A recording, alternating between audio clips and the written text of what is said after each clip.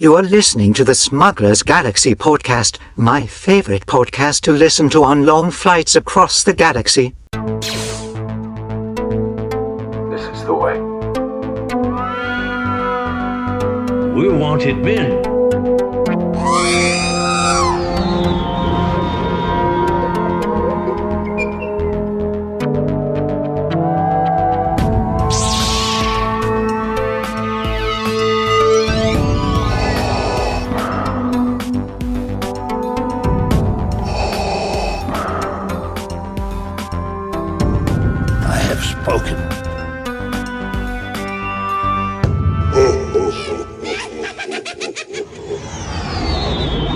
Welcome to the Smuggler's Galaxy podcast. This is lucky number 113. It's Halloween weekend, and as always, we have gremlins. So if you're wondering why Jason sounds so weird, it's because his microphone was freaking out. So he just said F it and started recording on the computer microphone. So Jason, how you doing this morning? Besides the gremlins, I'm doing fine. We're all doing fine here. Yes. How are you? I'm here. You're here. That's what matters, right? Just want to amend our episode number to 1138 because we're not going to make it to episode 1138. So this will be episode 1138.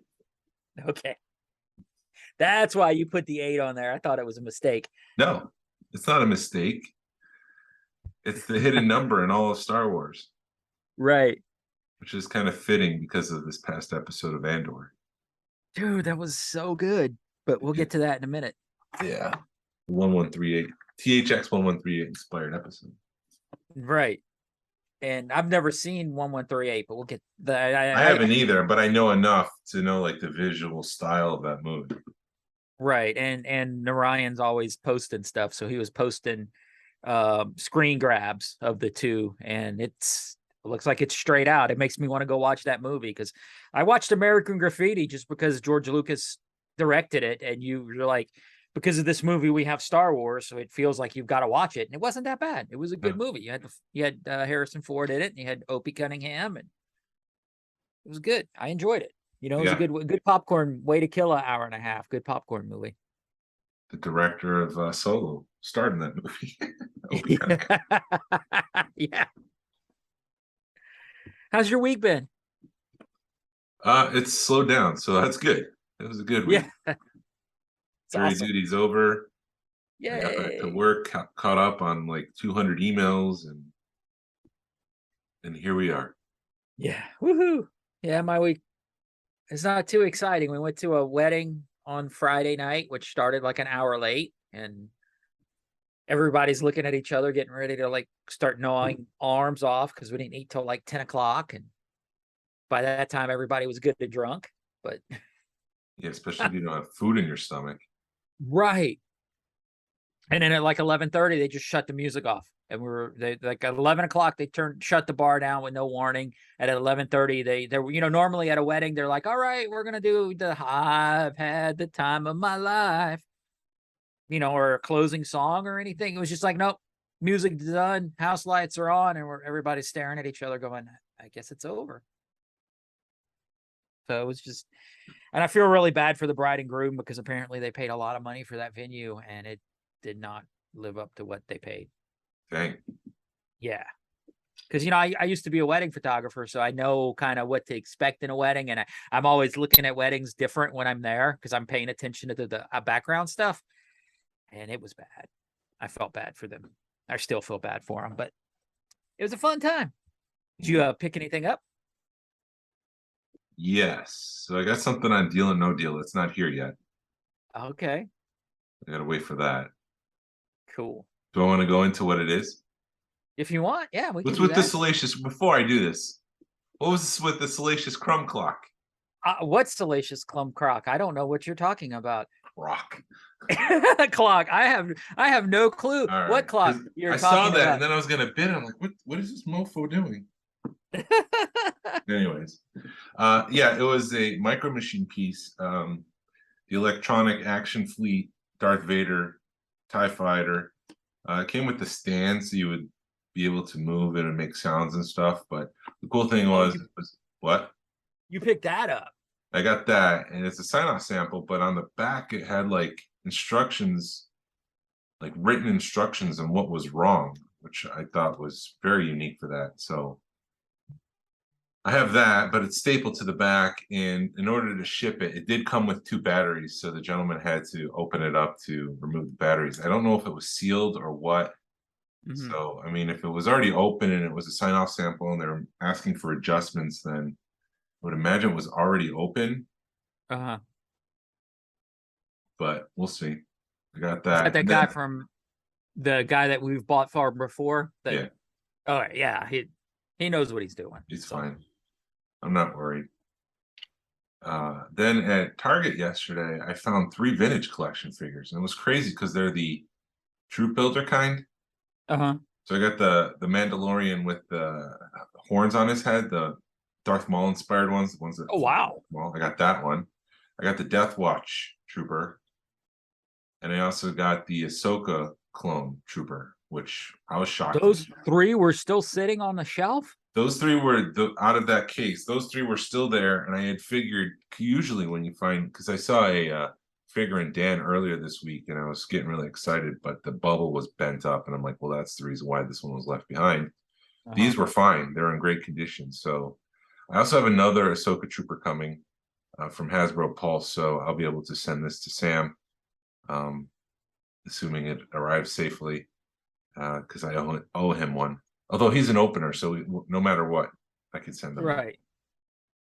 No, that's weird that those were sitting on the shelf. I want to say I'm starting to see more stuff on the shelf, but it's like the oddball stuff that people don't want.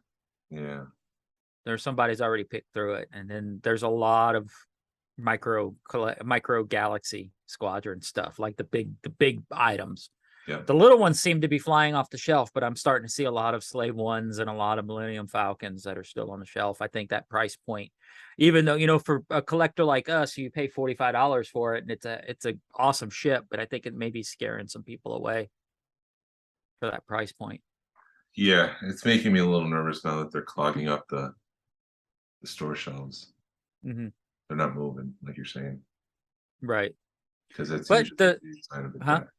Well, I mean, we haven't clearanced them yet, but Right. I don't think, I think it'll be the higher end items. I think they're just going to have to redo their thinking, which may be the death of the ghost, which doesn't make me happy. But we haven't even got there yet.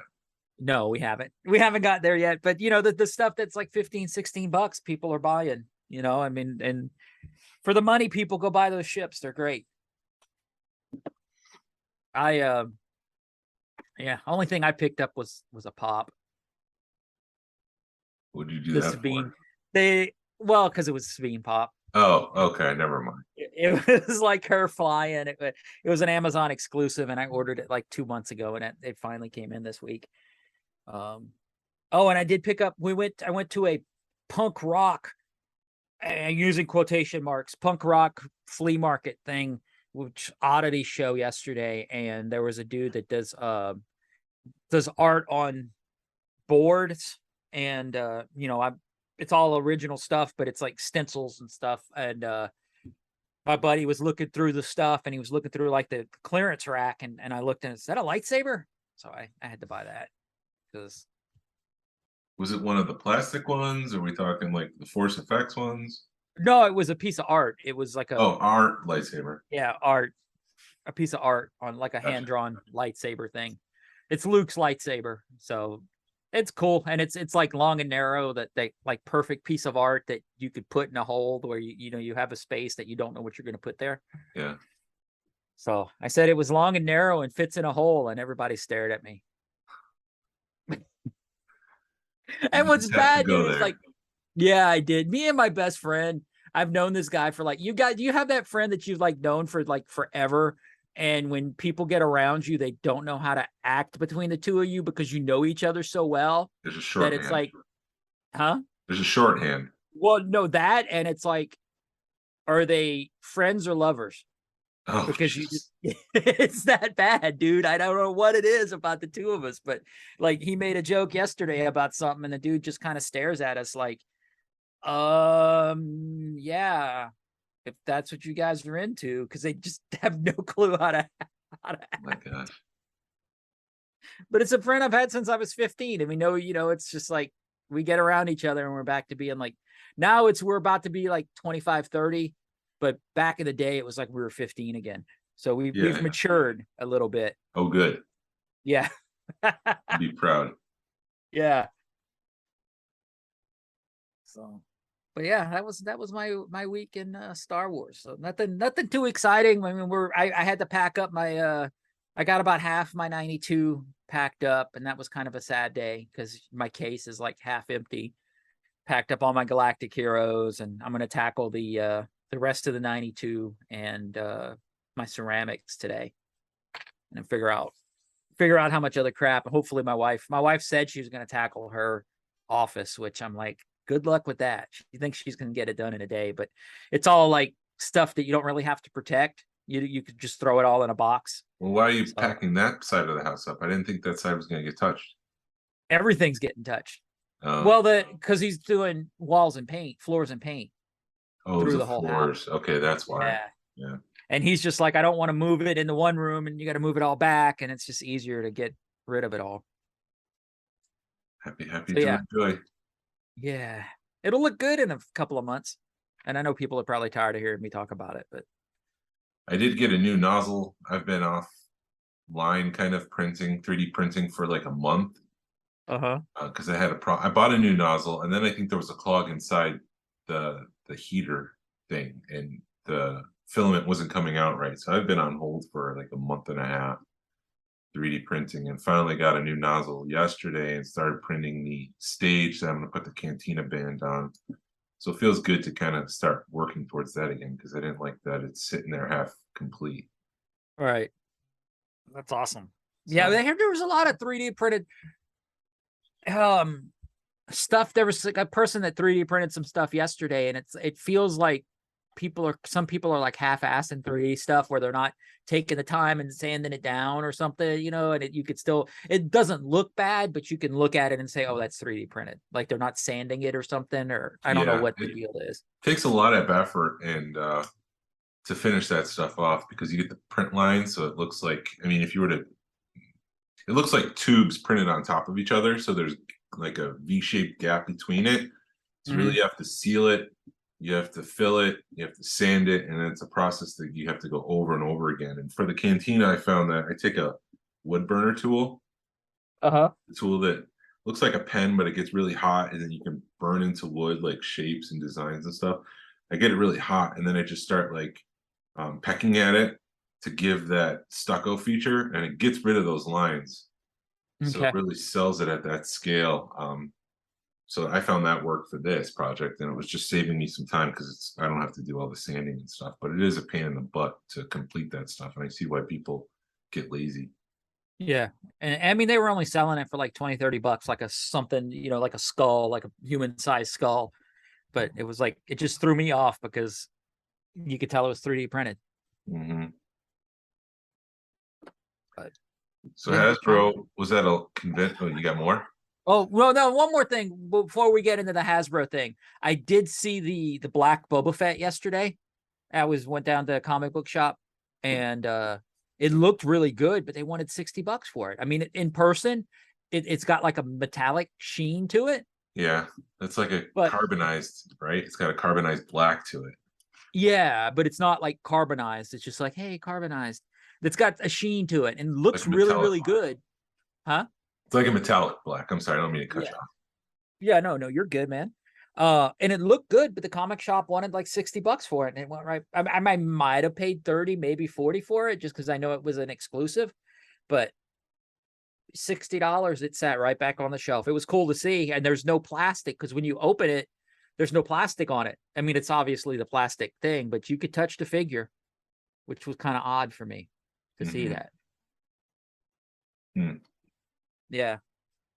Yeah, that was the 2022 version of Boba Fett that they released, and from the 10/27 event, there's another version of Boba Fett,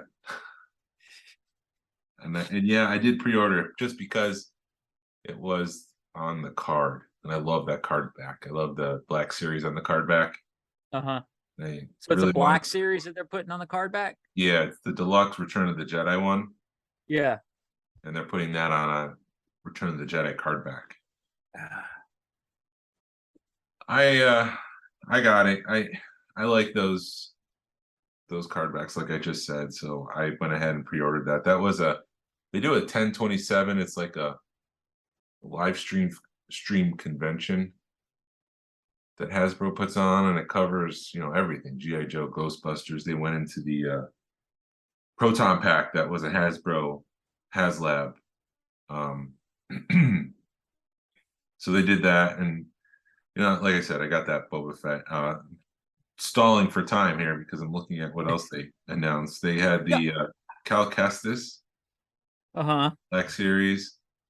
That's another repack, right? It's a repaint. I think some of it's new. Okay.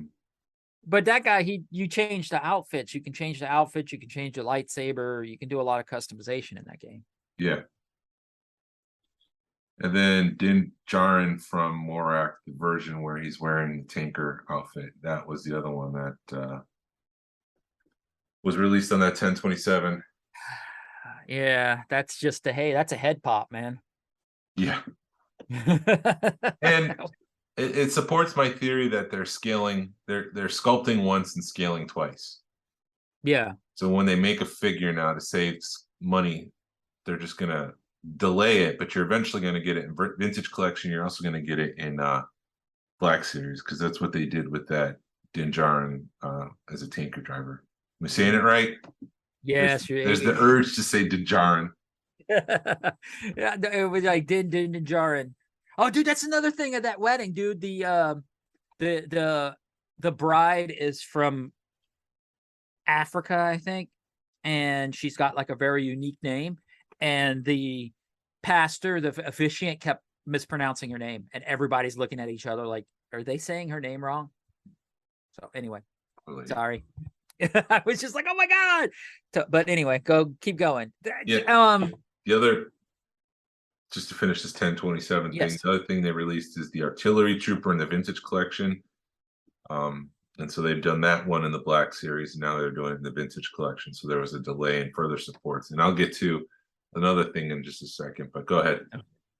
No, I think that's what you're getting to your thing, and then I'll get to my thing, because I think they kind of go hand in hand a little bit, because you're going to talk about the speeder bike, right? Yeah, talk about the speeder bike, and then I'm going to talk about the other thing they released that's sort of like a speeder bike. But no, okay, well, why mess with it? They released the or do you want to gripe now or later? No, don't spin your wheels anymore. Just go. All right. So they did like the Ghost Rider. So this kind of goes hand in hand with the speeder bike. Okay. They did like a re-release of like a retro collection Ghost Rider on a bike, and I'm like, that's pretty badass. And it's like, why can't I understand we're getting the speeder bike, but it's like we should get stuff like that for Star Wars. The Ghost Rider on the red bike vintage line. They released one. Oh yeah. Yeah. And I was just, huh? I skipped the Marvel part, but what are you asking them to make in the retro collection? I don't know, just something cool like that. Just something off the wall, I guess. I don't know. I'm tired of the same old in Star Wars. Yeah. We are getting a Mara Jade Black Series, so that's kind of cool. Yeah, and that one I might actually pre-order that one. Mara Jade, Dr. Aphra with the jacket, Bastilla Shan. I think they resculpted that one from the Vintage Collection. I think the Vintage Collection one's coming back out because that one's tough to find. So it's almost like they're going Black Series before they re-release Vintage Collection. But that's just a guess. I have no evidence to back it up other than they're doing some of the more expensive Vintage Collection figures as re-releases. Yeah. I think it, I'll probably have to buy that Mara J, but I'm done pre-ordering crap and waiting a year and a half for it. And then you find it in Target before you get it from your pre-order. Yeah. I feel slightly relieved now that I'm not getting the Black Series. Like I don't know how to explain it, but I just don't feel maybe it's obligation. Like, well, it's Black Series. I collect that. I have to get that one, but there's just like a sense of relief. Like, no, it's good. I'm just doing the Vintage Collection and some Black Series here and there. And Mara Jade is one that I kind of want to get. Yeah. But I gotta open it because you can't see the figure. Right. The I'm kind of, speaking of like opening, I'm kind of the Skull Trooper that they did for Halloween. Yeah. The packaging on that, I think they kind of, it's like, all right, yeah, because it's wrapped in a Halloween wrapper. It was a nice touch, I thought. I haven't found one yet. I'm probably gonna buy it because now that I see it open, it looks like a pretty cool Black Series figure. But I thought they did a good job with packaging on that. Good. It's not for me. It's do I really want to spend $30 on this? That's where I'm at. Yeah. But talk about the speeder bike.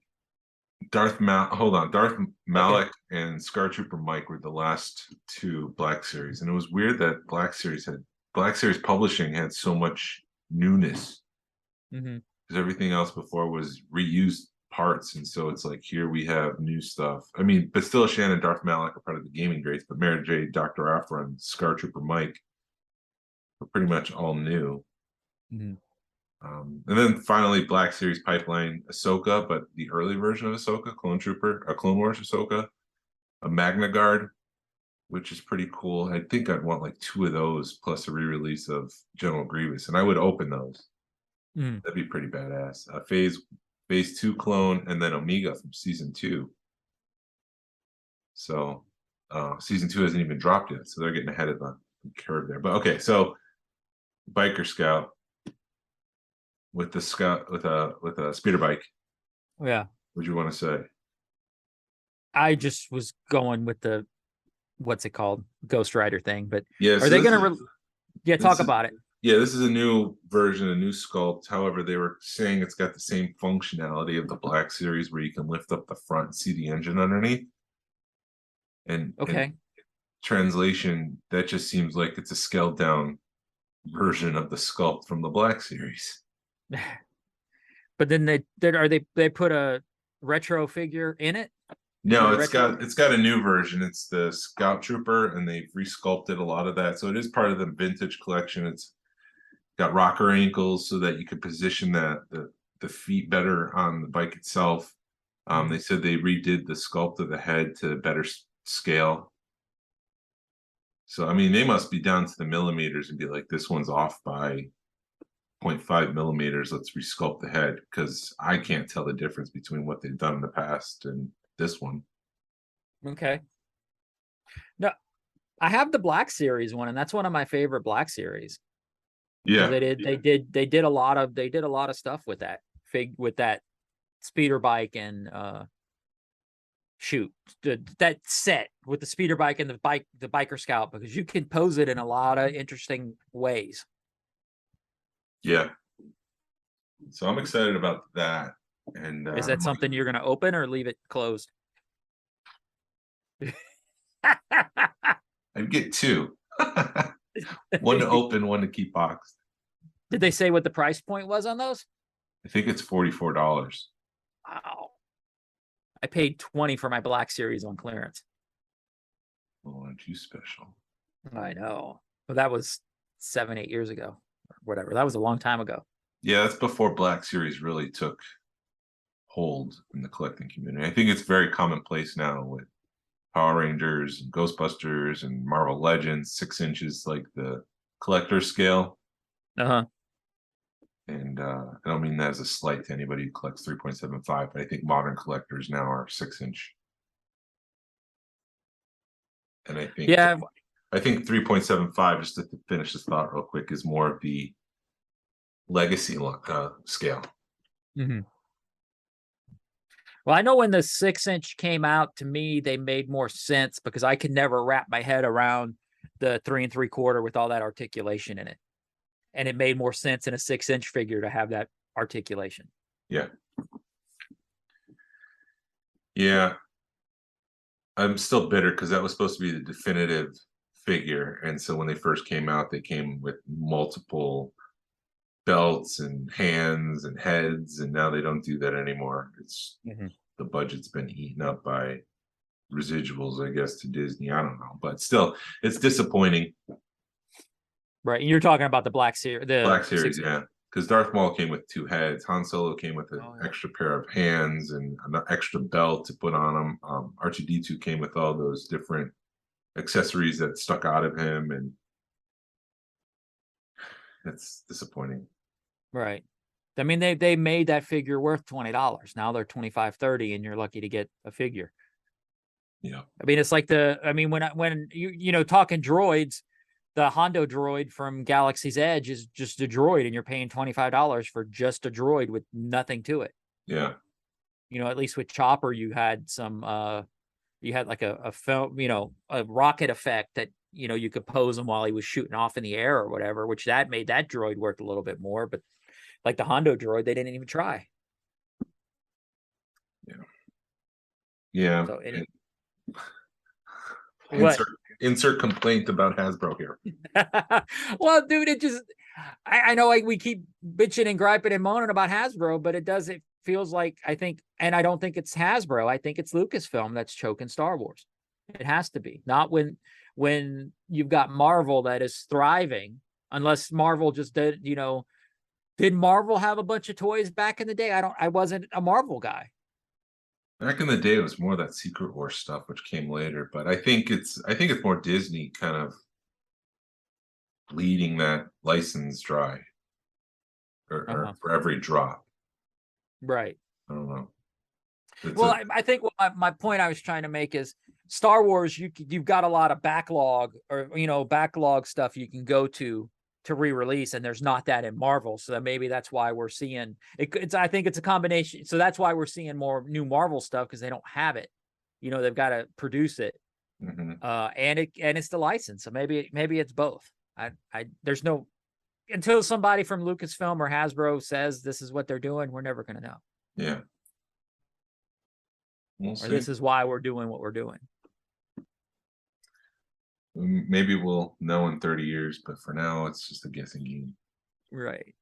And we'll just sit here and gripe. Yeah, for 30 years. Right. There's also the vintage collection Heavy Mandalorian Trooper that's coming to the vintage collection, obviously, but it's again further evidence that they sculpt once, scale twice, which is fine. I don't have anything against it. I just hope that's the case where they don't like skip over a figure because it's Black Series and they don't make it a vintage collection now or something like that. Yeah.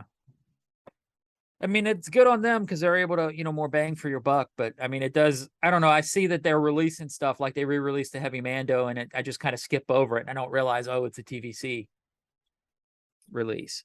Yeah. And now, would you rather them see them rescaling stuff for the vintage line, or would you rather them re-release new figures? I think I just want new figures, and I don't care if it goes to both lines. I just want new figures. I don't want another Mandalorian or another Boba Fett. It's like, give me something new. Okay. Give me something from the Cantina Black Series scale. But you want that Black Series scale. You don't need that TVC because of your Cantina. Yeah, yeah. And then finally, Pipeline reveals Moff Jerjerrod from Return of the Jedi, and then Cad Bane from Book of Boba Fett. Right. Those guys are coming to the vintage collection. Yay. Did they release Cad Bane 6-inch from? Yeah, they did, from Book of Boba. Yeah, he was an Amazon exclusive, and somehow I slept on that one, and I haven't gotten it, but No. I do want to collect all the Bad Batch Black Series figures, so I think I'll He's keep from them. Book of Boba, not Bad Batch.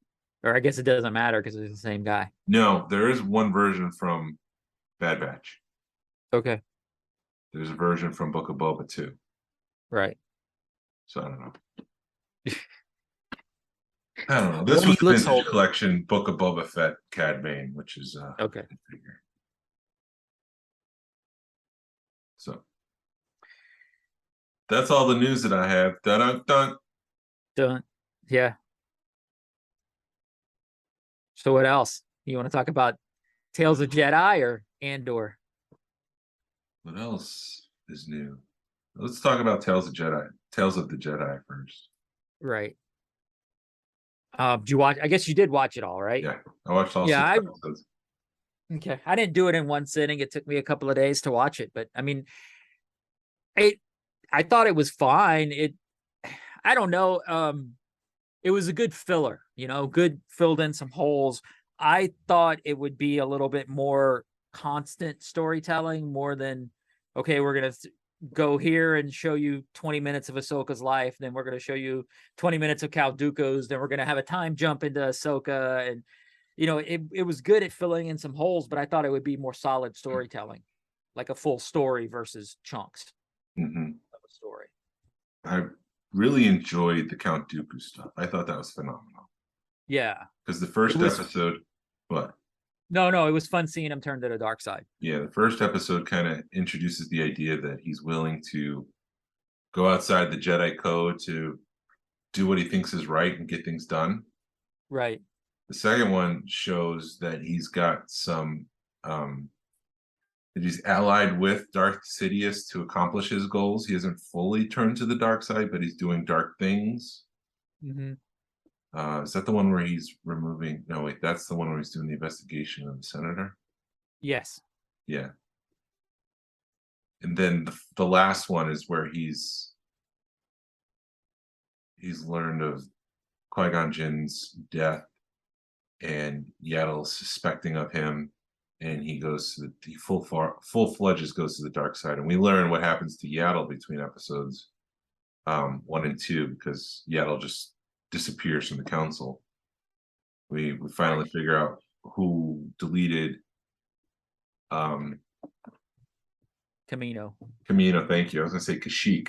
Camino from the database. And I really enjoyed that. I really enjoyed watching the parallels between Count Dooku turning to the dark side and how he kills Yaddle, but then Anakin, when he goes to the dark side, he kills Dooku. And so it's just, there's some parallels there, and I just enjoyed watching Sidious being Sidious from the darkness, I guess, the shadows. Yeah, like I said, I think it was good filler. It was good. Yeah, you like the Yaddle, him battling Yaddle was kind of cool. And then you like the darks or whatever, him deleting the thing. You're kind of like half-ass paying attention, and you hear him say, whatever, Master Sidious, and you're like, wait a minute, I know that name. And then they go, oh, Camino's deleted, and you're like, oh shoot. Sifo Dyas, but yeah. Sifo Dyas, yeah, whatever. They say Sifo Dyas, and you're like, yeah, I know that name. And then you see him say delete, and you're like, oh, I just saw that happen. That just happened. Yeah.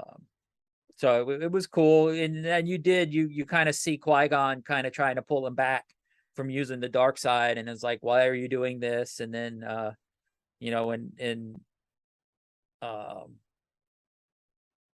now Qui-Gon, okay, so I'm trying to figure, I'm running through things in my mind, trying to think about it, and because when Count Dooku and Qui-Gon meet, like later on, they're talking about Ben Kenobi or Obi-Wan rather, and for some reason my mind, I didn't realize that. I thought they were master, not Padawan. It was Qui-Gon's, and it just didn't make sense to me, but it makes sense now that he had a new Padawan and they were talking about him. Yeah, and it's kind of like a wink to the audience, because Count Dooku said something, I can't wait to meet him, and he meets him in Attack of the Clones for the first time. Yeah. And that's where in Attack of the Clones is where we learn that Qui-Gon Jinn was Count Dooku's Padawan. And it was cool to see Liam Neeson's back as Qui-Gon, and Ian McDermott back as Darth Sidious, the Emperor. Mm-hmm. That was cool. Yeah. No, I think there was some great storytelling there. But it just wasn't 100% what I was expecting. I just made the connection that Dooku fights Yaddle and Yoda. Yeah. Which is cool. I don't know. Yeah, the Emperor's just kind of sitting there watching both of them, wasn't he? Yeah. Yeah, I felt like there was more through story for the Dooku stuff than there was for the Ahsoka. So Ahsoka, I kind of left a little. Okay, that's nice. Yeah, you got to see her be a badass as a baby, which is kind of fun. It's fun. But that episode, it didn't make a whole lot of sense until you're like Ahsoka Jedi, and you're like, okay, now they know who she is. I thought that you would actually see her get picked up by the Jedi as a baby, not, jumped into whatever. Yeah. Because they had that. What was the second Ahsoka? The second Ahsoka was the fifth one where she's being trained by the 501st. Oh, That was probably so badass. yeah. That was probably like maybe that's my and go back to what I said because that's my favorite of the Tales of the Jedi. However, I Right. guess I appreciated the Dooku more because it was a complete story. Right. Well, the Dooku was a complete story. Ahsoka was like time jumps. Yeah, it was just like And here's a little vignette of something that happened, but it enhances the Clone Wars in a way that I thought was very strong. And even the Ahsoka, that fifth episode, the second Ahsoka episode had time jumps in it. If you paid Yes. attention. Yep. It was very subtle, but you like see her as a young Padawan, and then you see it her like more Clone Wars, and then you see her right at Order 66. Yeah, it's like Anakin's hair was short. So that's how you know it was before the Clone Wars cartoon. Because he gets his Padawan for the first time, and then later on it's the last was it the last episode of the Clone Wars? Right before. It was when they walk out into like right when Rex is thinking that he's her captor. Got her captor. Yeah.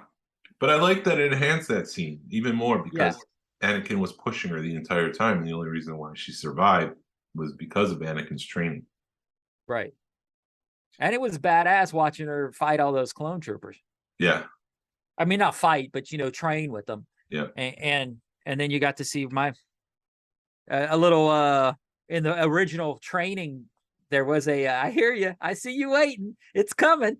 You got to see a little cameo by none other than Caleb Dune, who turns out to be Kanan Jarrus. Yeah. Did in Rebels did Anakin did Ahsoka and Caleb or why am I drawing a blank again? Damn it. There wasn't that connection there. I don't think there was ever a connection there made that I saw you train or something. Yeah, like remember that one time? There was none of that. No, and there wouldn't have been because they didn't have to retcon everything, but there he may not remember. I mean, because there was a lot of stuff happened in between those 2 points. That's true. He may have just been, I'm seeing this really awesome Jedi and doesn't, I'm in the training. It did kind of hit me when she was training. You saw I think they purposely made her Jedi braid. Or I assumed I saw it, or I thought, because when she's spinning around, I caught a glimpse, or what I thought it was a glimpse of her Jedi braid spinning around, which kind of made that part of Clone Wars even more intense because it's like, oh shoot, she cut that off. You know what I mean? At the end of the or the 6th season of Clone Wars, she cut that off and let it, and you don't realize what it is at the time, and then 2 years later, you're like, oh, that was her Jedi braid. So yeah, because she doesn't have hair, so she has to do something else to signify Padawan. Yeah, and and then the last episode when you see Jimmy Spitz, General or whatever, Senator Organa, you see him a lot in there in the final episode, right? Yeah, and I liked that episode. It was just okay, that's how she becomes Fulcrum. But it's my understanding, and I haven't read the book, but it contradicts the Ahsoka book. That book's got so much contradiction in it, from my understanding. I've never read it either, but it feels like they just forgot about that book with a lot. I listen to another podcast and they gripe about it all the time, how that book should just not be canon because they've contradicted that book so many times. Because I think it's at there's no funeral scene, and the first time that Ahsoka sees Bail Organa is when she decides to join the rebellion towards the end of the book. So there was no scene beforehand. There was no communicator between the two. Whatever Inquisitor she comes up against that pushes her over the edge, like we saw in the cartoon, is the one where she gets her blades or kyber crystals that she bleeds white or heals or whatever. And so we never see any of that stuff. And it was just, I guess, contradictory. For those keeping score at home, I don't care. Right. No, if that was dude, it would have been really badass to see her pick up his kyber crystals. Is sort of a, homage to the book, if that's where she got her kyber crystals from. But it was seeing her take on a Inquisitor with no lightsabers. You realize how much of a badass Ahsoka really is. Yeah. And I was kind of upset. I don't like when a lightsaber battle ends that fast, but at that moment I was like, whoa, She's back. she really is a badass. Yeah, she's back. And Back then in full force, pun intended. Yeah, and then when her and Senator Organa, it's like, are you ready to come back? Things have gotten worse, and it's like, oh no, why am my eyes starting to water? It was like, I shouldn't care about it this much, but you're seeing a moment, you're like, oh, you know what I mean? You're like, you had a moment. To Rebels, that's why. That's why you're tearing up. You're like, oh, I know where this is going. Right. And yeah, it is. It's like, okay, this is the moment where everything changes. Yeah. And you're seeing it. And then another thing that always bothers me just in storytelling in general is it's like, why do heroes always have to go get manual labor jobs? I think it just blends in more. Yeah. You're off the books. You're just doing the hard work. And you're getting paid cash under the table. Yeah. I think it's like more related to the storytelling stereotype that if you can just hide in with the peasants. Yeah. I guess. I'm not saying blue collar people are peasants. Don't get me wrong. I think it's more of a traditional, like the knight will remove the armor and just dirty himself up and become a peasant, and he's no longer a knight. That's kind of what I'm going. Yeah, no, I understand what you're saying, but I mean, I understand that it's hiding, but it's just sort of like, she's so much better than that. But I guess maybe, if you make yourself, like you said, it's hiding, and you're getting paid off the books, and yeah. So that's the Tales of the Jedi. In conclusion, it was fun, and I'd be curious to see like a post Return of the Jedi Luke Skywalker one. I mean, I think it does lean itself into more storytelling. Like you said, you can do a Return of the Jedi Luke. You can do this with our heroes real easy. Would you want to see like a Rey one? Maybe. It'd be nice to see what happened with her. But I would rather see like post Return of the Jedi or in between Empire and actually, I'd like to see in between Empire and more than Return of the Jedi. But you could do, dude, you just set me off on something. But yeah, it does lend itself to where you could do little vignettes like that and fill in a lot of gaps. Yeah. It'd be cool to see Shadows of the Empire, but I don't think that's ever going to hold it back into canon. Right. Oh, all right. Before we go into Andor, give me a minute. I'll be right back.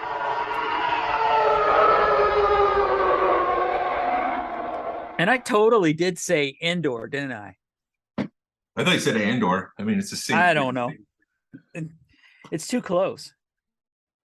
Yeah. Why would you name like Tatooine, Andor?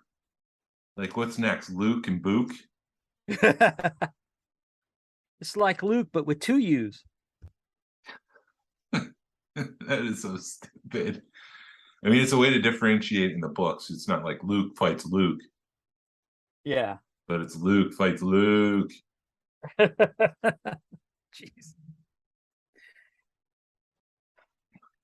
All right.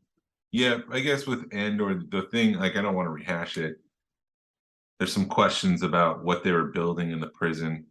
It's definitely inspired by THX 1138, which is George Lucas's first film. And I thought it was really cool that Lucas inspired future Star Wars. I thought that was a nice touch. Right.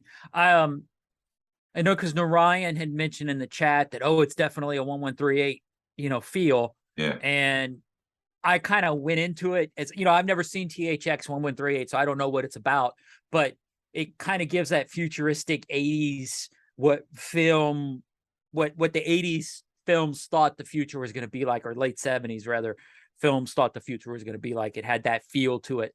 I'd never seen A Clockwork Orange, but I've seen enough clips of it to where you're like, it's kind of got that feel. It's like, especially when they were, Yeah, I didn't see that until now, but yeah. But it had that feel, especially when they're like on program and off program, and you're like, okay, they're not brainwashing these people, but they kind of are. It's not to the fact of them like watching a movie, with their eyes propped open, but they are brainwashing these people a little bit. Yep. As far as with if you win your round, or you win the day, you get flavor in your food, but if you don't, you get the shit shocked out of you. Yeah. So and it was just like, so, and then you're kind of, I don't know, it was a good episode. It's finally starting to pay off, Andor, I think, as far as everything goes. And I think next season's going to be even better. But I've learned with watching all the Marvel stuff is you've got to dig through, you got to sludge through all the BS. And then at the end, you have a really awesome story. Yeah. Yeah. So I guess the thing that I wanted to know is what they were building. It has nothing to do with the story, but I heard some people speculating it's the undercarriage to a Viper droid, which is the probe droid. Okay. You know how it's got all the arms that stick out, so they're building like the attachments to that. I don't know. I saw some people. Go ahead. No, go ahead. No, I thought it felt to me like power converters or something for the Death Star. Yeah. And Ryan posted on the chat, external chat, that it was parts of the Death Star. And if it was, it would have to be parts for the Death Star laser, because I think the Death Star is pretty much built at this point. They're having trouble with the laser itself because they didn't have Galen Erso to finish it.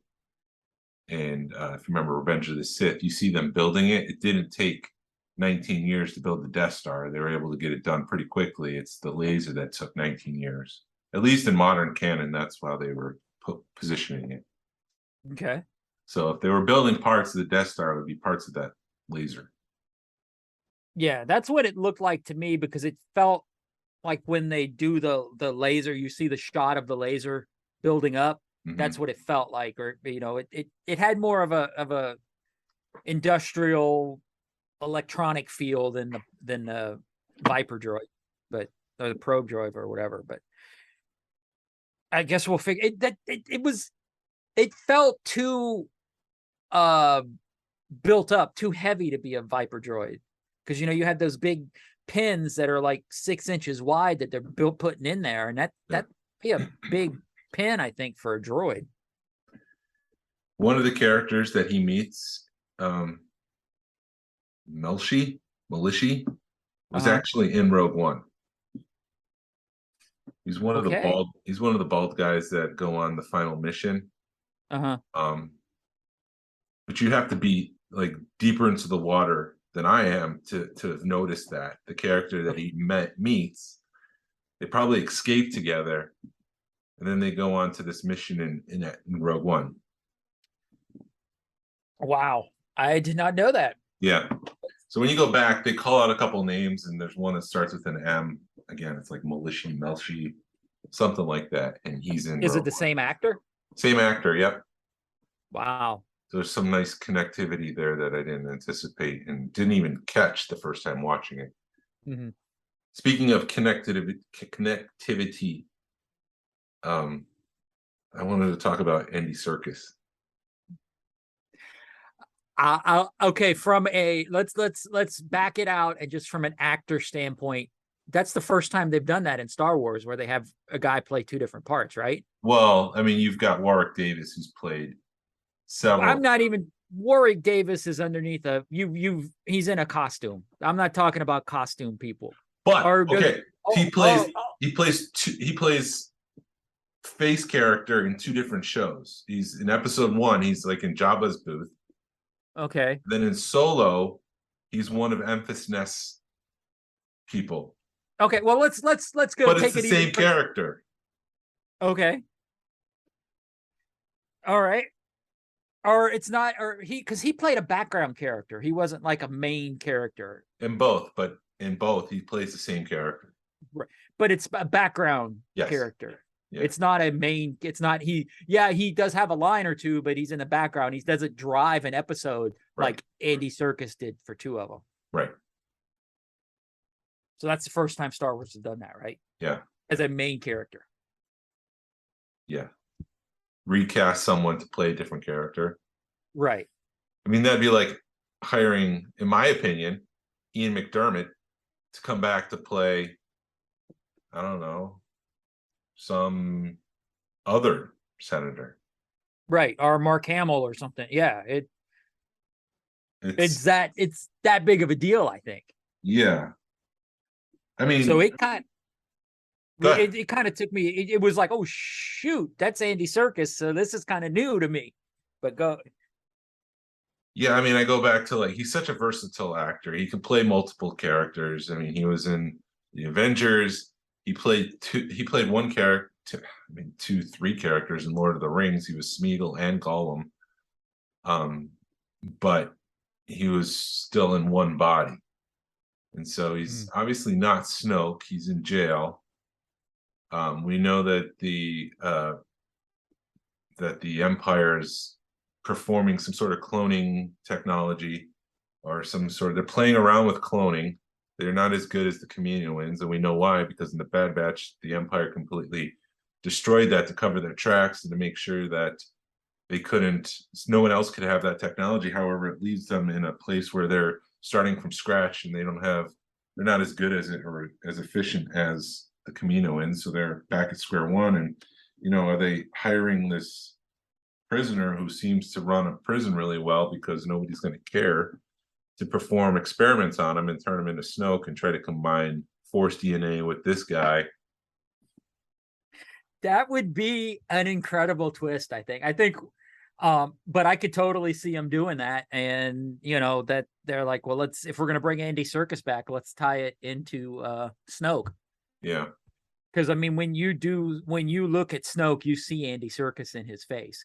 I mean, you have to look, you got to squint your eyes a little bit, but there are definite there. And I want to go back to Yaddle here in a minute. Speaking of voice, but let's put a pin in Yaddle. But you do feel that, just like, well, hold on, we could do it right now, because when Bryce Dallas Austin Howard, voiced Yaddle, and while you're looking at Yaddle, knowing that she voiced it, you're like, I see her in Yaddle. A little bit. Oh, I didn't see that. But in my mind, you know what I mean? Is it a mind F, or do you really see that? Or did they do it on purpose, or is your mind playing tricks on you? Because I've always found, if you know the character, if you know the voice actor, they always tend to make the character look like the voice actor a little bit. Give it some of that character. Give it some of their characteristics. It's a little maddening for me for them to cast Andy Serkis, because on one hand, he's an incredibly versatile actor. I'm sure, like, when Warwick Davis was allowed to play somebody outside of the costume and you could see his face in a Star Wars movie, that's where it's at. That's what you want to be, is, a face character, see your face in a Star Wars movie. And so that's an opportunity for Andy Serkis not to play a motion captured character. It's himself. Yet there's this part of me that loves to try to unravel mysteries when it comes to storytelling. And I'm given this thread that might be going nowhere, that it could just be what I just laid out, but it also could mean something bigger for the Star Wars universe. And I'm going back and forth like, okay, what is it? How long do I have to wait? Where are we going with this? Because we did see possibly Snoke bodies in The Mandalorian. Right. So, and true. Yeah. And it doesn't have to be a big storyline. All it has to be is, oh yeah, they took my blood for this. It could be a throwaway line, and then you'd be like, oh crap, and then boom, you made the connection. Yeah, it could be that, because that's what Moff Gideon said. We have what we need. You can take the child because we've got its blood. Right. Which which ended up being a trap. So it's like, did he really get everything he needed? Was he just trying to put the Mandalorian's guard down? I don't know. It's just maddening for me, because, like I said, I'm trying to figure this out. Why hire that actor to play a character in Star Wars if it's got no relation to the other character that he plays? Yeah. You could have hired any other actor. And yeah, like I said, he's a versatile actor. He's deserving to be in a Star Wars like that without his mask on. But at the same time, what the heck? Damn it, George Lucas. And I know it's not George Lucas, but Kathleen Kennedy and Tony Gilroy and the whole team, the whole fabulous team that's making this incredible show that's just so rich. And threads are like, I thought it would be three different, like 4 movies and told in 3 episodes. But now I'm seeing that they're relating to one another and that Luthen wants to kill Andor because he's a loose thread. And he's hired the people that he worked with in the second 3 episodes to kill him, but they can't track him down. So it's like all these things are merging together. It's masterful storytelling. yeah. And it's frustrating when I hear people say it's not that good. Because It's like, does people not learned? I mean, we've had how many? We've had 3 years worth of Star Wars storytelling on Disney Plus, 2 years, whatever. And even with the Marvel stuff, you know how they tell a story on Disney Plus, on streaming. They have time to let stuff develop. You're not telling it in a 2-hour movie where it has to move really fast. You're telling it over, well, Andor is 12 episodes. So you're telling it over basically 12 hours. yeah. So you have 12 hours to let a story develop, which is just incredible. Even as a network television show doesn't even have 12 episodes nowadays, right? Yeah. You get like 8. Yeah. Unless 6 to 8. unless it's a 30-minute sitcom, then you're getting 22 episodes. I don't even know if they do that anymore. But I get frustrated, going with what you're saying. It's a different kind of Star Wars show. Right. And I get frustrated when people are like, there's no stormtroopers, there's no TIE fighters. Oh, there's a TIE fighter. It's finally Star Wars. And I'm just, shut up. There's so much more in Star Wars, and Yes. it's so fun to see this. And yes, it did take me a minute to get into it because it was really, really slow to start off with. And I know everybody is saying that it's a good thing they released those 3 episodes back to back to back. And I think those 3 episodes probably because they were 20-minute episodes or something. They were really short episodes compared to what we're getting now. Yeah. So I Yeah, mean, they probably. I was in the same boat because I'm like, first 2 episodes, I'm like, where's this going? And then the 3rd episode is like, it's all coming together. And so when you see that pattern, and now that we're 8 episodes in, this is some of the best storytelling that we've gotten since Rogue One. Right. And like I said last week, you're used to, okay, we're 8 episodes in, it's over. And then you look and you're like, oh, we got 5 or 6 more episodes to go. We're barely halfway there. Yeah. So then you're like, oh, where are they going to go with it? So there's the anticipation of what's going to happen, even though we know what's happening. And I think Star Wars has done a really good job of, like we've been with the Kenobi series, the tension was there. So now building tension, you're like, okay, Andor is going to make it out of whatever situation he's in because he's in Rogue One, but it's like, how is he going to do that? And they've done a really good job of building tension because you've got Skarsgård looking for him. You've got the Empire looking for him. You've got the people on his planet are starting to look for him. So you have 4 or 5 fractions starting to look for Andor to figure out where he's at. And I think they're going to put it together. It's coming together real quick. Yeah. Because somebody's going to figure out, oh, he's in this prison. And I really want to see that prison break because that's going to be insane getting into that prison. It's going to be fun. And then it's like, why are the inmates signaling to each other? They didn't really explain what was going on there, did they? No, they didn't. But at that moment, you got to realize how big that prison was. Yeah. But it was interesting because I thought what they were going with that was, so like one of the floors get rewarded and they're talking to each other. Like, did you get rewarded today? And I'm wondering if no one gets rewarded, that it's just this myth because everyone's kind of siloed. So you've got all these different floors siloed. Right. And they're just saying, no, the other people, they won. You didn't win this. And then no, the other people won, you didn't win. And it's just like when everyone starts communicating, they realize that no one's winning. But conversely, they could be planning some sort of escape, signaling to each other. I thought going back to foreshadowing, because you see the guards with those really thick boots that protect from the shock. Yeah. when they're trying to bring Andor in and they're having trouble because they've got, they're missing a guard or whatever, you see a rack of boots in the background. So you're like, I think that was some pretty good foreshadowing because, and Andor's looking around trying to figure stuff out. Yeah, it was almost like he was studying the guards, who's on duty, who's not duty, someone's sick.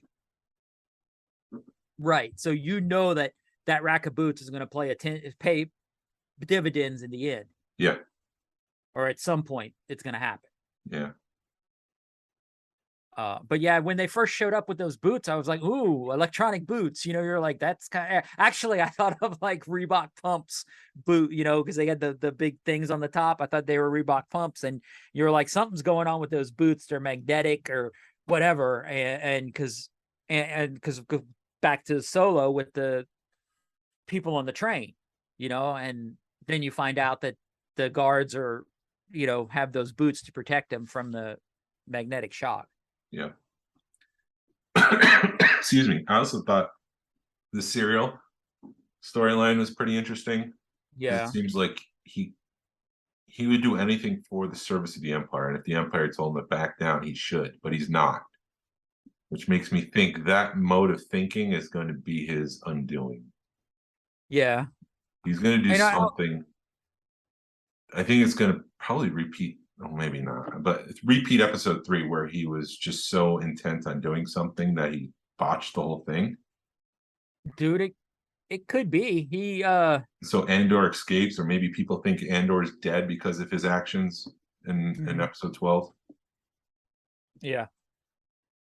I could see that happening where he botches it or something, and then he ends up, boom, the Empire gets to him. Or maybe it's somebody that we're going to see more of. I'm enjoying the Mon Mothma. I'm enjoying to see the rebellion. He said Mon Mothma. I did, didn't I? I'm enjoying. Shit! Now you got me saying Mon Mothma again. But Mon Mothma. Well, how do you? Whatever. Mon Mothma. Mothma. I'm enjoying seeing how that. However, it's fun seeing how the rebellion is being built. And they're doing a hell of a job building it. And I think it's hitting me now. That's what people need to focus on, is we're seeing the start of the rebellion. We're not watching an Andor. Yes, it's called Andor, but we're watching the start of the rebellion. We're watching something we've been waiting 40 years to see. And it's just and it's underneath the Rogue One banner. And so I think that maybe what's pissing people off too, because they're like, oh, it's a Disney movie. It's like, shut up and watch the show. I think it's challenging for people who just want to, if you just eat Fruit Loops for 40 years and you're suddenly offered a breakfast sandwich, you're like, no, all I want is Fruit Loops. Breakfast is Fruit Loops. Right. And then they're like, no, this is delicious, this breakfast sandwich. You have to try it. No, I want Fruit Loops. And that's kind of how I see it. Right. It's challenging for those that just want the same thing over and over again. Right. And I enjoy watching shows that I have to pay attention to. And if I have to watch it a couple of times to get it, I'm good with that. But Andor, I think it's right there. It's right. If you pay attention to it one time through, is pretty good. And it, okay, so going back, now that I said rewatching stuff, I find myself not rewatching it because my wife isn't into it, but like with the Book of Boba Fett and stuff. And I was watching it in the morning and then rewatching it that evening with her, but I'm not doing that with Andor like I am everything else, because I don't think she's into it. And I don't see a whole lot of spoilers on this show, like, with Book of Boba Fett and all the stuff that's coming out. I don't see the need in having to watch it first thing Wednesday morning, because I can avoid spoilers pretty good on this show. Yeah. Which is nice. Yeah, it's not a knock against The Mandalorian, because The Mandalorian is taking our favorite things from our childhood and remixing it. Right. And so it's less challenging, I would think, than Andor, because they're not like inserting Dengar or a bounty hunter that looks like Dengar, because that's what we played with, and let's put that in, Mandalorian, Andor. Mm-hmm. They're not remixing it. It's just like, here's a new story with new characters that interweaves that, I really don't. Tony Gilroy's basically, I really don't give a crap about stormtroopers, but this is the story Right. I'm telling. And if I need to use stormtroopers, I will. Yeah. And and I think the way he used stormtroopers and the way they did the clone troopers and stuff was it was more powerful than having them everywhere. Because Yeah. when you see them show up and you see them walking in a straight line, and you see Andor's dad getting killed because he was in the wrong place at the wrong time trying to stop people from abusing the stormtroopers. And I also it's a good parallel between what happened to Andor's dad and what happened to Andor. He's just in the wrong place at the wrong time and is trying to stop. Andor wasn't necessarily trying to stop something from happening like his dad was, but he gets accused of something that he wasn't doing. Yeah. So it's a decent parallel. So I think them holding back from this quote unquote Star Wars in this episode, when Star Wars does show up, it's more powerful. Like, Saw Gerrera. I need to rewatch that scene with Saw Gerrera and try to figure out what's going on, because Skarsgård is like dangling stuff in front of Saul, and Saul's like, dude, I don't need this crap. I'll buy it. I'll pay cash for it, but I'm not going to be your puppy. Yeah. He's To a get loose it. cannon. Right. He's not going to be a tool used by the rebellion. He's going to be just an agent of chaos, and he's going to do whatever he wants. Don't get in my way. I'm not going to cooperate with you. And he can't be trusted because of that from the rebellion side. Yeah. But yeah, when he came on screen, when you saw Two Tubes, Yeah. the Two Tubes and Saw Gerrera came on, I'm like, this is awesome. Yeah. Doing the meme again from Leonardo DiCaprio. Yeah. But no, I thought it just adds depth, and it further enhances Rogue One in ways that I didn't think would be possible. Kind of like the Ahsoka episode when she's fighting the 501st and training with them. It enhanced that episode of the Clone Wars in the last season. This is doing the same thing with Rogue One. It's enhancing that story. It's great to see more Saw Gerrera, because I thought Forrest Whitaker was good. I didn't like the fact that he was just like, nah, I'm going to die now. Oh, at the end in Yeah. Rogue One. I think you get to a point where you just don't care anymore. And he may have already known that, I can't get off this planet in enough time, so I'm just going to, F it, let's go. Yeah, maybe he learned about the Death Star and was like, I can't compete against that, and I'm just going to end this. Right. Enough fighting. If you had to pick not an OG character, but one of a Star Wars character for a cameo, who do you think is going to show up in this season?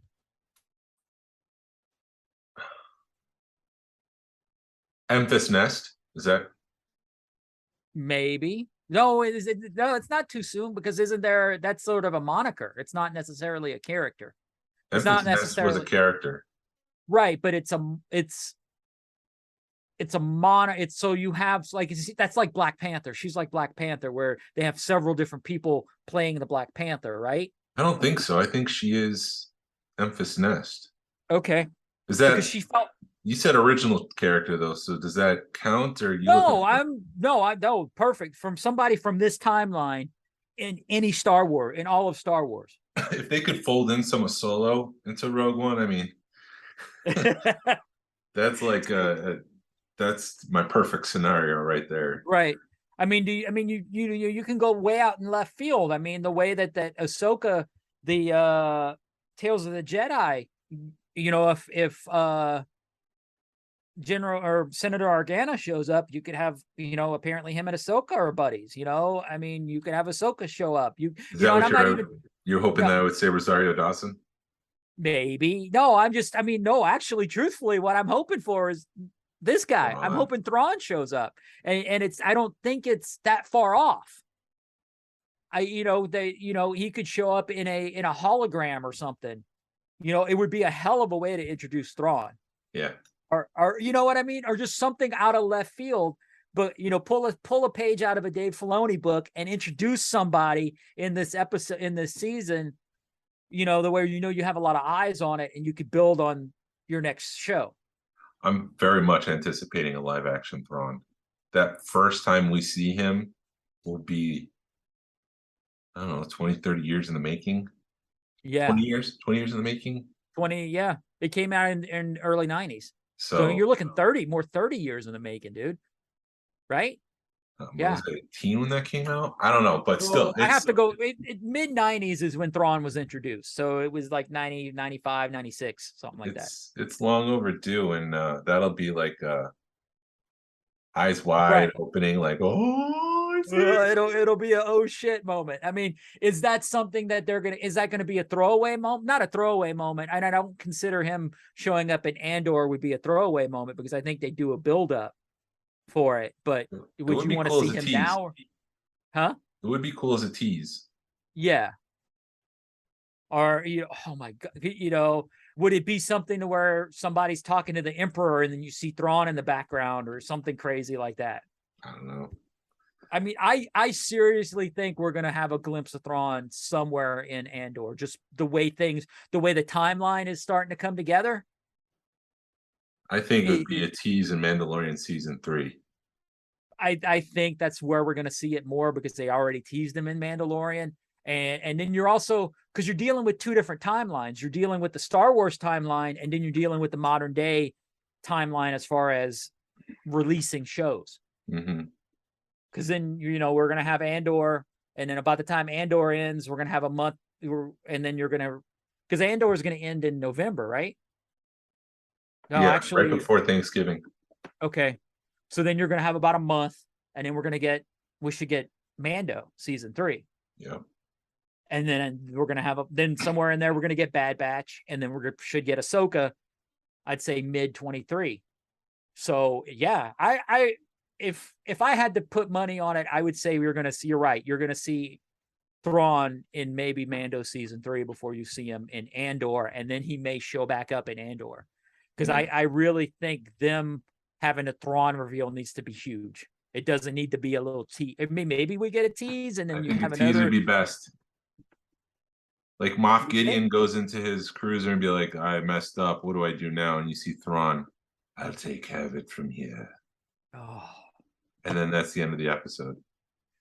All the minute you see those glowing red eyes, the whole world's gonna be like, "Oh shit!" and you're gonna have it's gonna it's gonna kill the internet. Yeah. The minute you see them eyes, I mean, that's in all you need to. my perfect world, after I read that Thrawn trilogy, I had a dream about seeing it as a movie, and I just remember the Thrawn sitting in like the Emperor style chair with that silhouette behind him, and you just see his glowing eyes. And so that's what you would see in the show. That would be like, maybe I am psychic. Yeah, or hell, you I can saw even see 40 years into the future. right the Chamilla or Camilla, whatever his Star Destroyer is, because the Star Destroyer has those snakes on it or the lizards. And would you imagine seeing that Star Destroyer fly over a planet and you know what the hell that is?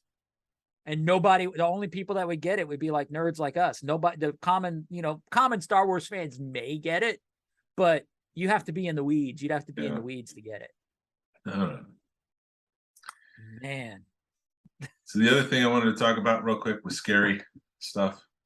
Yeah, since it's Halloween. Halloween was, I guess this is Tuesday we dropped, so Halloween was yesterday. Yeah, if I thought about it for a little bit, and it'd have to be the Rancor, man, would be the scariest creature in Star Wars. Scariest creature, I would put the Nexu, which is that cat from Attack of the Clones, because it's so fast.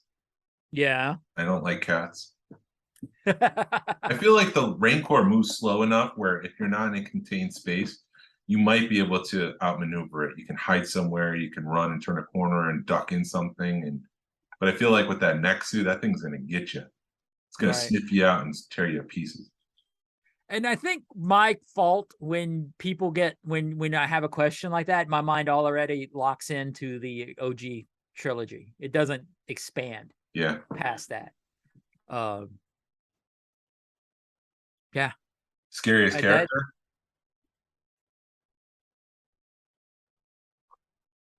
If from a kid, it had to be Vader. I mean, I'm trying to think. I'd have to, think past the original trilogy, to get into that. But as a kid, Vader always scared you, because he was I was ever menacing. scared of Vader though. Yeah. Not until Rogue One, I was like, oh wait, this guy's serious. I think Darth Maul looks Yeah. pretty demonic. The only other person I would think would be scary, and that would be from a capability standpoint, is Cad Bane. Like I feel Yeah. like you have to be the best of the best to beat Cad Bane because he is the best of the best. Right. Like if Cad Bane and Darth Maul went up against each other, did they go against each other in the Clone Wars? I don't think so. I think Cad Bane would be capable of killing Darth Maul. Right. But I don't know. Or what? I suck at character names, so yeah. I could say the Wampa. The Wampa's pretty scary, but that's my guy. So That's your guy. that's my guy. He's your guy because he's scary. Yeah.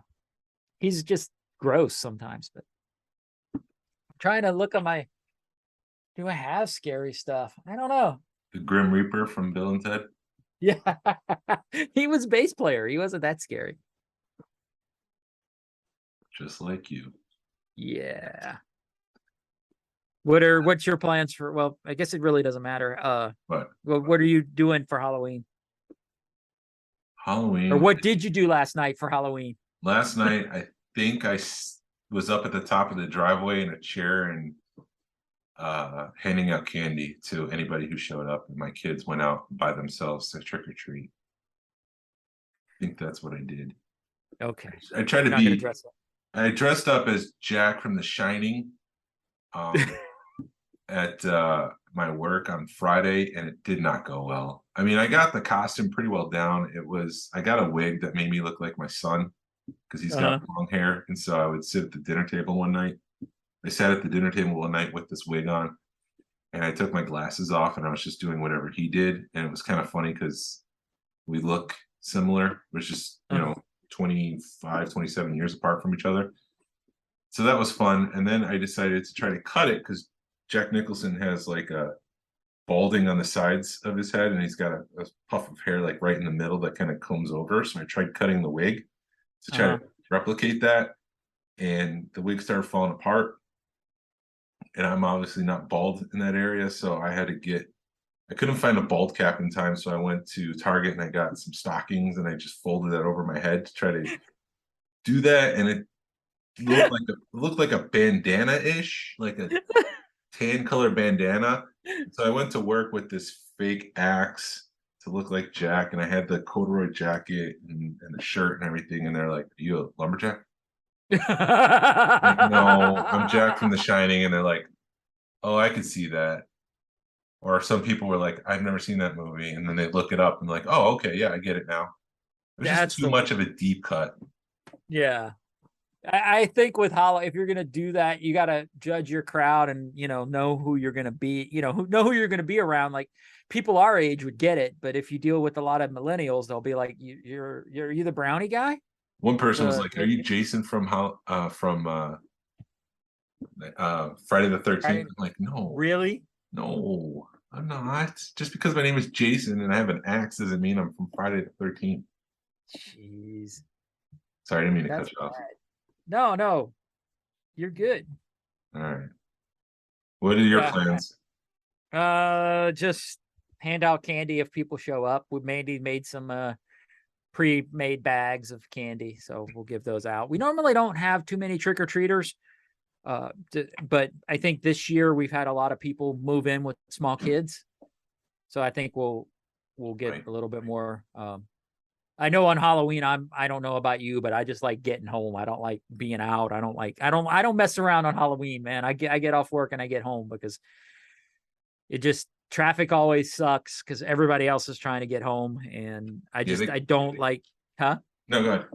Yeah, and I don't like my house not having people at my house for Halloween. Yeah, because you never know what's gonna happen. Because there's a lot of little hellions around here. They closed the office at 2, so I'm not sure why they did that, but I get out early on Monday. Well, so people can get home for Halloween, dude. Yeah, I think one year I want to build like the Jurassic Park sign and dress like Alan Grant, and then have those inflatable costumes and have the kids around, and they can just be in inflatable costumes. And my house will be Jurassic Park. This will be when they're done. They're done trick or treating when they're older. That would be awesome. Yeah. But then again, Saw that on people TikTok. would get it. People would get it because you've got Jurassic World that's just come out. Yeah, but this would be Jurassic Park, the good one. Yeah, and you have Jurassic Park at Universal, so I think people would get it. Well, for now, I think they rebranded that in California to Jurassic World.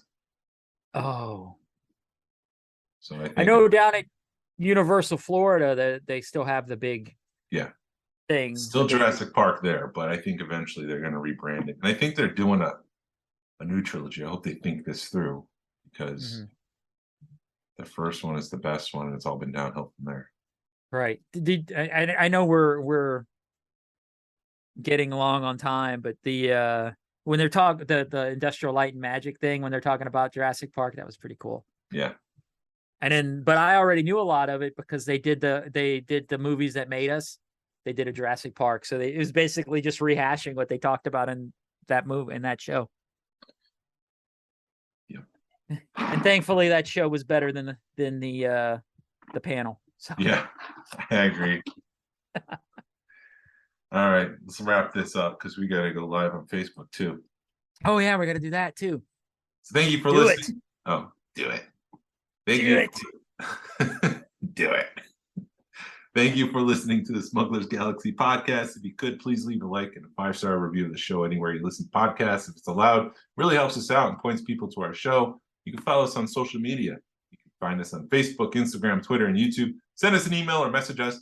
Love feedback, and we'd love to make you part of the show. Our email is smugglersgalaxy@gmail.com. Thank you to Alfonso Riviera for the Smuggler's Galaxy logo. You can find him at Puerto Rico Star Wars on Facebook. And thank you to Levi Waterhouse for the Smuggler's Galaxy music. Hasbro, pre-release VC66, hashtag vote with your wallet, pass on what you've learned, be a positive force in the collecting community. This is the way. This is the way. Be sure to check out next week's episode. I'm so excited. I can't wait for this. We'll have to make sure we sign in like a half hour before to get the gremlins to die. Yes. We do this. Oh, it'll be a good one. So y'all listen in. All right.